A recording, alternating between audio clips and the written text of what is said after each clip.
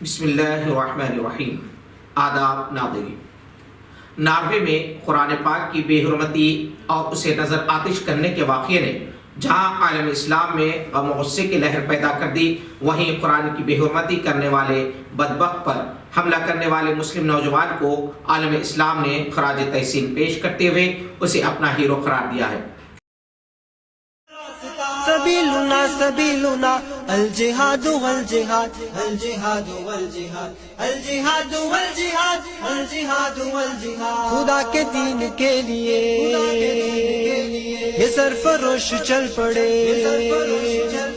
خدا کے دین۔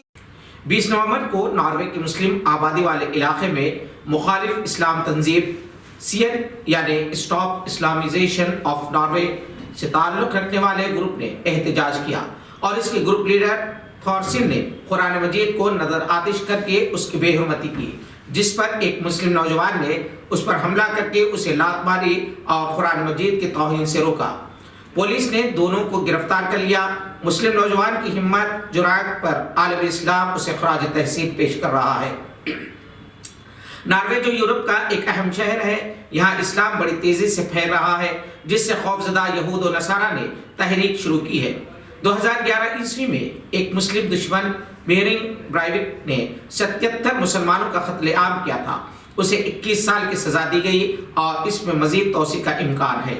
یہاں یہ بات قابل ذکر ہے کہ جب کبھی قرآن مجید کی توہین کی جاتی ہے یا نبی کریم صلی اللہ علیہ وسلم کی شان اقدس میں گستاخی کی جاتی ہے، اسلام کے سپاہی اپنی جان نثار کرتے ہوئے ان گستاخوں کو خود سزا دیتے ہیں۔ ہندوستان بھر میں NRC کو لازمی قرار دینے کے مرکزی وزیر داخلہ مسٹر امت شاہ کے اعلان نے عام شہریوں میں بے چینی پیدا کر دی ہے، کیونکہ اکثریت مطلوبہ دستاویزات فراہم نہیں کر سکتی۔ 25 برس پہلے تک بھی بچوں کی ولادت کے لیے میٹرنٹی ہومز جانے کا رواج نہیں تھا اور اکثر بچوں کی پیدائش گھروں ہی میں ہوا کرتی تھی، جس کی وجہ سے برتھ سرٹیفکیٹ کا کوئی تصور نہیں تھا۔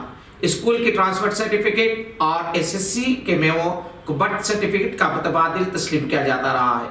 تاہم ملک کی پوری آبادی اسکول تعلیم یافتہ نہیں ہے، اب بھی اکثریت اسکول سے دور ہے۔ اس کے علاوہ روزگار کی تلاش میں جو لوگ اپنا وطن چھوڑ کر دوسرے شہروں میں برسوں سے مقیم ہیں اور ایسے علاقے جہاں بارش کے موسم میں سیلاب سی کیفیت ہوتی ہے، جہاں نہ تو گھر کا ساز و سامان سلامت رہتا ہے نہ ہی کسی قسم کی دستاویزات، ان حالات میں مطلوبہ دستاویزات کی فراہمی بہت دشوار گزار مرحلہ ہے۔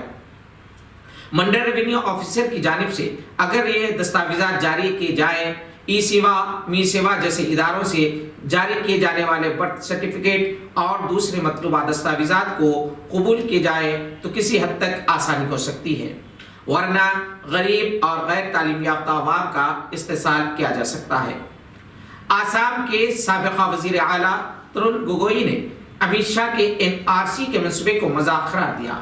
آسام کی موجودہ حکومت نے مطالبہ کیا ہے کہ وہ آسام میں تیار کی گئی NRC لسٹ کو مسترد کر دے اور قومی سطح پر ہونے والے NRC میں اسے شامل کیا جائے۔ مہاراشٹر میں NCP، شیو سینا اور کانگریس کی مشترکہ حکومت کی تشکیل کے لیے ابھی بھی بات چیت جاری ہے۔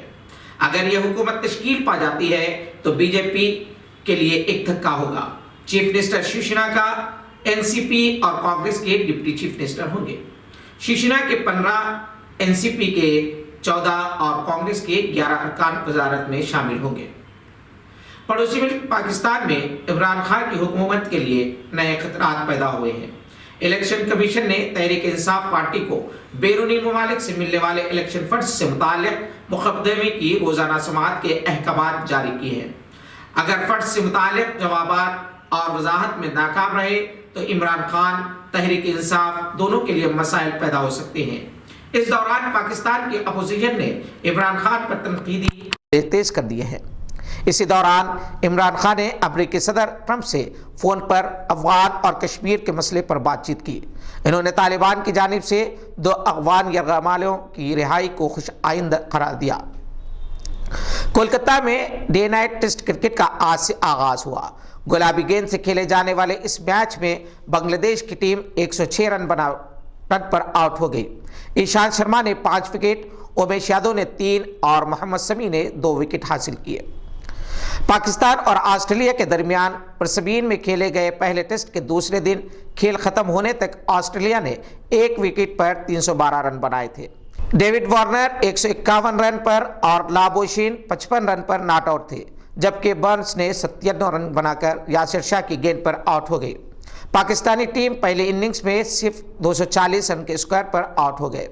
پاکستان کی جانب سے 16 سالہ نسیم شاہ نے اپنے ٹیسٹ کیریئر کا آغاز کیا۔ انہوں نے اگرچہ کہ وکٹ نہیں لی مگر 16 اوورز کی گیند بازی میں بیٹسمین کو متاثر کیا۔ مجموعی طور پر پاکستان کی بولنگ بہت معمولی نوعیت کی تھی۔ یہ تھی آج کی اہم خبریں، دیکھتے رہیے گواہ۔